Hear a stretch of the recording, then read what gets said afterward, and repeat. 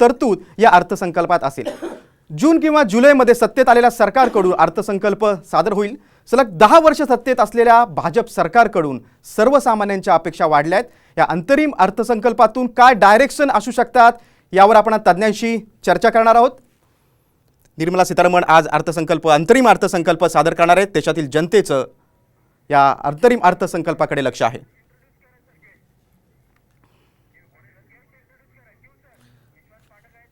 आणि आता सर्व मान्यवरांचं प्रथम मी साम टीव्हीवर स्वागत करतो आणि त्यांची ओळख करून देतो। अर्थतज्ञ चंद्रशेखर नेने आपल्यासोबत आहेत। त्यानंतर पुण्यातून सीए अनिरुद्ध राठी आहेत। त्यानंतर महाराष्ट्र स्टेट बँक एम्प्लॉई फेडरेशनचे जनरल सेक्रेटरी देविदास तुळजापूरकर आपल्यासोबत आहेत। तसंच भाजपचे प्रवक्ते विश्वास पाठक देखील आपल्यासोबत आहेत। सर्व मान्यवरांचं मी पुन्हा एकदा स्वागत करतो आणि चर्चेला सुरुवात करतो। सुरुवातीलाच मी नेने सरांकडे येतो। नेने सर, जरी हा अंतरिम अर्थसंकल्प असला तरी गरीब, शेतकरी, तरुण, महिला हे जे 4 घटक आहेत त्यांचा वारंवार पंतप्रधानांनी उल्लेख केला होता। या 4 घटकांसाठी या अंतरिम अर्थसंकल्पामध्ये काही दिशादर्शक, काही डायरेक्शन असू शकतात का? बरोबर, अंतरिम अर्थसंकल्प असला तरी सुद्धा आपल्याला दिशादर्शन करता येतं असं निर्मला सीतारामन यांनी आधीच सांगितलेलं आहे। आणि याच्यामध्ये आत्ता तुम्ही अगदी बरोबर म्हणलात, गरीब, शेतकरी, युवा आणि नारी या सगळ्यांकरता काहीतरी व्यवस्था करणार, त्याच्याकरता एक त्यांनी शब्द पण तयार केला होता, GYAN, ज्ञान। तर या ज्ञान गटांकरता नक्कीच काहीतरी करण्यात येईल। जसं की प्रधानमंत्री किसान सन्मान योजनेमध्ये 19 साली 6,000 रुपये जे शेतकऱ्यांना दरवर्षी आपण देत होतो, त्याच्यात आता घसघशीत वाढ अपेक्षित आहे, ती 12,000 होण्याची शक्यता आहे। महिलांकरता विशेष काहीतरी करणं अतिशय आवश्यक आहे, कारण महिलांचं स्थान दिवसेदिवस नुसतं पार्लमेंटमध्येच नाही तर सगळ्या समाजाच्या सगळ्या क्षेत्रांमध्ये वाढत चाललेलं आहे। आणि त्यांच्याकरता विशेष इन्सेंटिव्ह ज्याला म्हणतात ते देणं आवश्यक आहे आणि नक्कीच त्या प्रकारचे इन्सेंटिव्ह आपल्याला यात दिसणार आहे। युवा हे भारताचं आशास्थान आहे, भारताचं शक्तिस्थान आहे। युवांकरता मुद्रा योजना जशी केली त्याप्रमाणे अनेक काही योजना आणून त्यांच्या स्किलिंग म्हणजे त्यांच्या कौशल्यवर्धनाकरता जास्तीत जास्त इन्सेंटिव्ह देणं आवश्यक आहे आणि त्यात आपल्याला त्याचं दिशादर्शन नक्कीच मिळणार आहे। त्यामुळे या सगळ्या आणि गरिबांकरता तर मोदी सरकारचं विशेष तिथे सामर्थ्य आहे। त्याच्याकरता जास्तीत जास्त अनुदान, जसं आपण पाहिलेलं आहे की 80 कोटी लोकांना अन्न अनुदान पुढची 5 वर्ष देण्याकरता मोदी सरकारांनी सांगितलं कटिबद्ध होते। आणि आता आपण जे बघतोय ते या इंटरिममध्ये पुढची फक्त दिशा देता येईल, यात आत्ता घसघशीत वाढ अपेक्षित नाही आहे, पण दिशा नक्कीच मिळेल। आपण त्याकरते निश्चितच, आणि हे 4 घटक सरकारसाठी देखील खूप महत्त्वाचे आहेत, कारण पुढे लोकसभेची निवडणूक आहे। देविदासजी, मी तुमच्याकडे येतो। तुम्ही तर महाराष्ट्र बँकेचे काही वर्ष संचालक देखील होतात। बँकिंग सेक्टरसाठी सुद्धा हा अर्थसंकल्प खूप महत्त्वाचा असणार आहे। काय भरीव किंवा असं बूस्ट काय मिळू शकतं का? कारण आपली अर्थव्यवस्था सुदृढ असल्याचं वारंवार केंद्र सरकार सांगतंय। बँकिंग पुरतं म्हणाल तर अगोदरच बँकिंगमध्ये सध्या फील गुडचं वातावरण आहे की बँकांमध्ये थकीत कर्जाचं टक्केवारी खाली घसरलेली आहे। बँकांनी निव्वळ नफा मोठ्या प्रमाणावर कमावलेला आहे। त्यामुळं बँकिंग उद्योगामध्ये मला काही फार असे काही बदल किंवा काही अनाउन्समेंट्सची अपेक्षा नाही आहे। फक्त लॉंग टर्म एक जो पर्स्पेक्टिव्ह होता सरकारचा, बँकांचं खाजगीकरण जो एक वादाचा मुद्दा आहे, त्याच्यात सरकार या निवडणुकीच्या तोंडावर हात घालण्याची मात्र मुळीच शक्यता नाही आहे। पण आता नेनेंनी जसं सांगितलं तसं मुद्रा किंवा तत्सम अशी काही योजना सरकार घोषित करू शकतं आणि पुन्हा तो बोजा बँकांवर टाकल्या जाईल। अगोदरच बँका मुद्रा योजनेमध्ये जवळजवळ 25 ते 27 लाख कोटी रुपयांची कर्ज वाटलेली आहे आणि ही कर्ज किती वसूल होणार हे काळच ठरवेल। त्यामुळं आम्हा बँकिंग उद्योगातल्या लोकांना तर या अर्थसंकल्पाच्या तोंडावर भीतीच वाटायला लागते की काय बर्डन आपल्यावर येणार।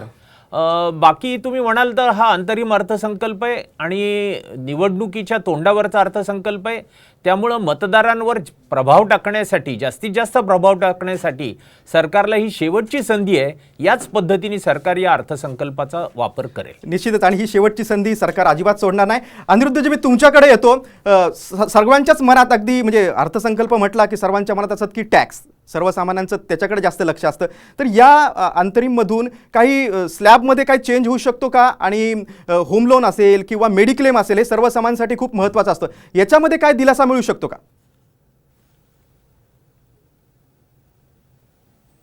राईट. बेसिकली तुम्ही म्हटलं तसा सामान्य करदात्यांसाठी टॅक्स हा तसा जिव्हाळ्याचा विषय असतो. म्हणजे तुम्ही ओव्हरऑल बघाल बजेट पाहताना बाकी विषयांचा त्यांना एवढा काही ते पास पण करू शकतात, पण टॅक्स विषय आला की त्यांची एक्साइटमेंट वाढत असते. तर तुमचा पहिला प्रश्न जो होता की टॅक्स स्लॅबमध्ये बदल अपेक्षित आहेत का, त्याचं उत्तर देण्यासाठी मी थोडं तुम्हाला 1 वर्षापूर्वी नेतो एक्झॅक्ट. म्हणजेच आजच्याच तारखेला 1 फेब्रुवारी 2023 रोजी मागच्या बजेटमध्ये त्यांनी ओल्ड रिजिम आणि न्यू रिजिम 2 प्रकार आहेत. त्यापैकी ओल्ड रिजिम मध्ये काहीही बदल केला नाही, म्हणजे त्याला हातच लावला नाही. परंतु न्यू टॅक्स रिजिम मध्ये त्यांनी आमूलाग्र बदल केलेत. जसा स्टँडर्ड डिडक्शन जो न्यू मध्ये मिळत नव्हता तो त्यांनी मागच्या बजेटला घोषित केला की न्यू मध्येही मिळेल. आणि सगळ्यात मेन न्यू रिजिम मधले टॅक्स स्लॅब सुद्धा त्यांनी खूप बदल केलेले आहेत. सगळ्यात महत्वाचा 2.5 लाखापर्यंत बेसिक एक्झम्पशन होती, ती न्यू मध्ये त्यांनी 3 लाख वाढवलेली आहे. आणि पुढे टॅक्स स्लॅबचे रेट सुद्धा कमी केलेले आहेत. सो ओव्हरऑल मागच्याच वर्षी खूप मोठा बदल झालेला आहे टॅक्सच्या स्लॅब्समध्ये. त्यामुळे या बजेटमध्ये तशी स्लॅबमध्ये बदल होईल ही अपेक्षा करणं चुकीचे राहील, कारण की अगदी नुकत्या मागच्याच वर्षी मोठा बदल झालेला आहे ऑलरेडी. हा झाला टॅक्स स्लॅब बद्दलचा विषय. आणि तुम्ही बाकीचे डिडक्शन म्हटले त्याबद्दल मला आवर्जून सांगायचे वाटते. होम लोन मध्ये 2014 वर्षी त्यांनी व्याजाची मुदत 2 लाख रुपये केलेली आहे. त्याच्यापूर्वी ती फक्त 1.5 लाख होती. म्हणजे होम लोनचा व्याजाची जी सवलत मिळते ती 2 लाख मिळते, पण ती 2014 आणि आता 2024 चालू आहे. सो ऑलमोस्ट 10 वर्ष झाले.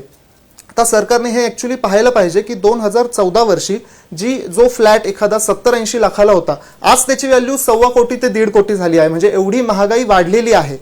प्लस आपण होम लोनचे इंटरेस्ट रेट बघूया, रेपो रेट जसा वाढलाय तसा तोही वाढला गेला आहे.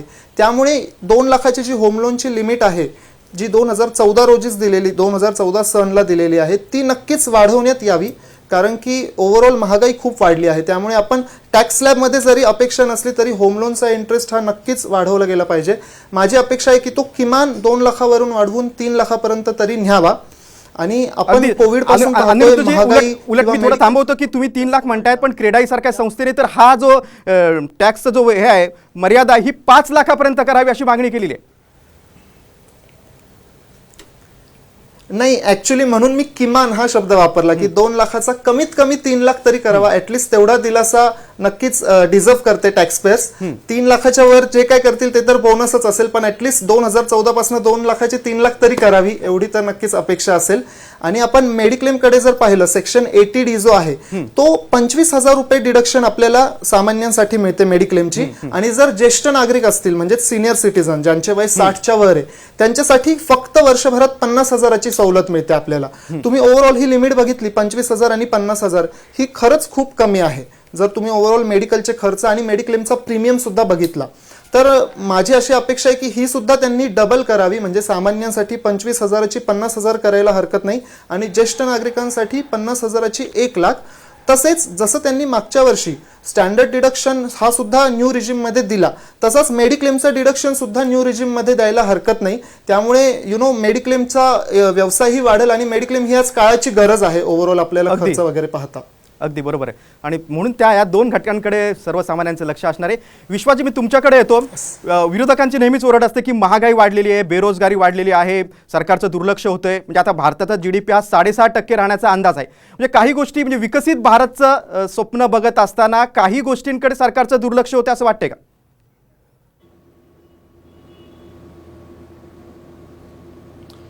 अजिबात नाही. विरोधक म्हणजे विरोधी जे नेते आहे ज्यांना राजकारण करायचं ते असं बोलतात आहे, अन्यथा जनता आमच्या सोबत आहे. कसं मी तुम्हाला सांगतो. 2014ला जेव्हा नरेंद्र मोदीजी प्रधानमंत्री झाले तेव्हा त्यांनी आपल्या देशाची अर्थव्यवस्था पुढच्या 25 वर्षात कशी राहील, आपल्या देशामध्ये अंत्योदयाच्या माध्यमातून लोकांपर्यंत मला काय काय द्यायचं आहे याचा रोडमॅप तयार केला. त्यामुळे मोदी सरकार हे प्रत्येक अर्थसंकल्प टू अर्थसंकल्प असा विचार न करता अंत्योदयाच्या संकल्पनेनुसार आपण त्यांना बेनिफिट द्यायचा प्रयत्न करतो. मुद्दा एक असा आहे की हा अंतरिम अर्थसंकल्प आहे. खरं तर अंतरिम अर्थसंकल्प म्हणजे ज्याला आपण वोट ऑन अकाउंट म्हणतो, हा लोकसभेच्या इलेक्शनच्या पूर्वी जो असतो हा एक थोड्याशा काही कालावधीसाठी तो असतो. आणि त्यामुळे याच्यामध्ये खूप काही घोषणा किंवा खूप काही कमिटमेंट नसतात. मात्र याला अपवाद जर आपण बघितला तर 2019 मध्ये याच निर्मला सीतारामननी वोट ऑन अकाउंट देखील फार डिटेलमध्ये मोठ्या प्रमाणात मांडला होता. तो का मांडला होता किंवा तो का मांडत नाही, न मांडण्याचं कारण असं आहे की नवीन सरकार जर आलं तर त्याला परत नव्याने पूर्ण रचना करता यावी म्हणून. बरोबर. मात्र जेव्हा सरकारला पूर्ण विश्वास असतो की सरकार आपलंच येणार आहे तेव्हा कंटिन्युटी म्हणून तो अर्थसंकल्प मांडला जातो. त्यामुळे 2014 नंतर 2029 पर्यंत भारतीय जनता पक्षाचंच सरकार राहणार आहे हा जो आम्हाला विश्वास होता जनतेच्या आशीर्वादामुळे, त्याला अनुसरून हा आजचा अर्थसंकल्प राहील. आता टॅक्सेसचा आपण विषय म्हटला. टॅक्सकडे पाहण्याची आमची जी दृष्टी आहे ती अशी आहे की 2014 नंतर इन्कम टॅक्सचे दर तुम्ही कुठेही वाढलेले बघितलेत का? गेल्या 10 वर्षामध्ये इन्कम टॅक्सचे दर वाढवले नाही, किंबहुना स्लॅब्स वाढवल्या. मागच्या बजेटमध्ये 7 लाख आणि 50,000 स्टँडर्ड डिडक्शन असं 7.5 लाखाची हे वाढवली. कॉर्पोरेट टॅक्सेसचे दर हे कमी केले, कारण कॉर्पोरेटला चालना मिळणं आवश्यक आहे, रोजगार निर्मिती होणं आवश्यक आहे, रेव्हेन्यू कलेक्शन होणं आवश्यक आहे. त्यामुळे टॅक्सच्या बाबतीत सरकारचं असं हे धोरण आहे. आपण इनडायरेक्ट टॅक्सेसकडे बोलूया. इनडायरेक्ट टॅक्सेस जेव्हा पूर्वी अनेक प्रकारचे टॅक्सेस जवळजवळ 150 डायरेक्ट इनडायरेक्ट असे छोटे मोठे ॲक्ट्स होते, त्या सगळ्यांना मर्ज करून GST आणावा हे डॉक्टर मनमोहन सिंगाची देखील इच्छा होती. मात्र ते करण्यासाठी जे पॉलिटिकल व्हील लागतं, धारिष्ट लागतं, आणि त्याच्यासाठी मी पूर्णपणे 100% मार्क देईल आपले दिवंगत अरुणजी जेटली. त्यांनी ज्या प्रकारे इम्प्लिमेंट केलं आणि आज भारतात सफल झाला. आज तुमचं चॅनल दाखवत आहे की 1,72,000 GST कलेक्शन या महिन्याचं झालं. तर त्या म्हणजे GST लागू होण्यापूर्वी इनडायरेक्ट टॅक्सेसचे सरासरी दर हे 23-24% होते. आज ते दर सरासरी 18%च्या आत आले. त्यामुळे टॅक्सेसचे दर न वाढवता 14 जी 15 लाखाचा आपला अर्थसंकल्पाचा साईज होता, आज तो 45 लाख झालेला आहे आणि 6% जर ग्रोथ धरली तर 50 लाखाच्या पुढे जात आहे. म्हणजे टॅक्सेसचे दर न वाढवता 15 लाखावरनं 50 लाखाच्या पलीकडे अर्थसंकल्पाचा साईज. GDP जो 2 ट्रिलियन होता तो आता जवळजवळ 4 ट्रिलियन जातो आहे. 10व्या क्रमांकावरून अर्थव्यवस्था आपली 5व्या क्रमांकावर आलेली 4थ्या क्रमांकाला ती धक्का मारते आहे आणि पुढच्या 3 वर्षामध्ये ती 3ऱ्या क्रमांकावर येईल, 5 ट्रिलियन होईल. 2029 पर्यंत ती 7 ट्रिलियन होईल. अशा प्रकारची देदीप्यमान कामगिरी हे सरकार करत आहे.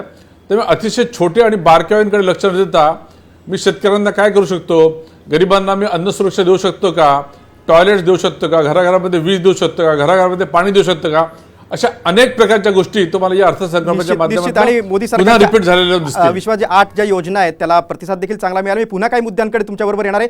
नेने सर, मी तुमचं लक्ष वेधतो ते म्हणजे आपली अर्थव्यवस्था सुदृढ आहे असं पंतप्रधान मोदी नेहमीच सांगतात. काल त्यांचं वक्तव्य देखील होतं की हा पूर्ण अर्थसंकल्पना आहे, मात्र आम्ही सत्तेत येऊ आणि पूर्ण संकल्प जून-जुलैमधल्या अधिवेशनामध्ये मांडू, हा जो आत्मविश्वास आहे. आणि आपला इकॉनॉमिकल सर्वे तर यावेळेला झाला नाही जो बजेटच्या आदल्या दिवशी होतो, मात्र एक सरकारचा एक आर्थिक रिपोर्ट आहे त्यामध्ये त्यांनी म्हटलं की $5 ट्रिलियन पर्यंत आपली अर्थव्यवस्था जाईल. हे जे सरकार हे जे दावे करतायत की एवढी सुदृढ आपली भारताची अर्थव्यवस्था आहे जी विकसित भारत होण्यासाठी पूरक आहे, तर तुम्हाला हे वाटतात का ही दावे खरेत? माझ्या मते हे दावे पूर्णपणे खरे आहेत आणि त्याचे काही काही सूचिन्ह आपल्याला दिसत आहेत. सगळं जग मंदीच्या तडाख्यात होतं आणि आपण सुद्धा थोडेसे त्यांनी कोविडच्या वेळेला प्रॉब्लेम झाला होता, पण कालच IMFचा रिपोर्ट आलेला आहे की भारतीय अर्थव्यवस्था ही 6.4 गतीने GDPची वाढ आहे, जेव्हा की बाकीच्यांची 3.7 म्हणजे उत्तम अर्थव्यवस्था अमेरिका आणि युरोप म्हटल्या तरी सुद्धा 3.7च्या पुढे काही त्या गेलेल्या नाही आहेत. चीनचं तर गाडं रुतलेलंच आहे. चीनचं आपण परवाच पाहिलं की त्यांच्या सर्वात मोठ्या रिअल इस्टेट कंपनीवरती दोन्ही कंपन्यांवर मिळून $500 अब्ज दिवाळखोरी जाहीर झालेली आहे. तेव्हा असं असताना जगामध्ये एकच सध्या चमकता तारा जो असला तो भारताची अर्थव्यवस्था आहे आणि ही अर्थव्यवस्था उत्तरोत्तर अनेक प्रगती करत चाललेली आहे.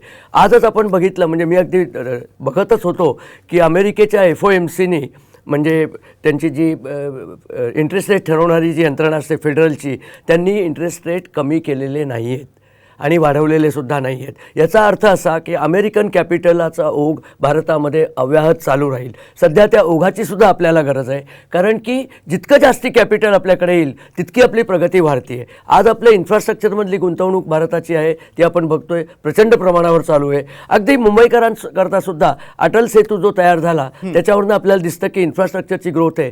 आता विचार करा, हा अटल सेतू झाल्यानंतर जी उरण आणि त्या बाजूचे जे गावं आहेत तिथे कितीतरी इंडस्ट्री आणि नवीन नवीन गोष्टी येण्याची शक्यता आहे.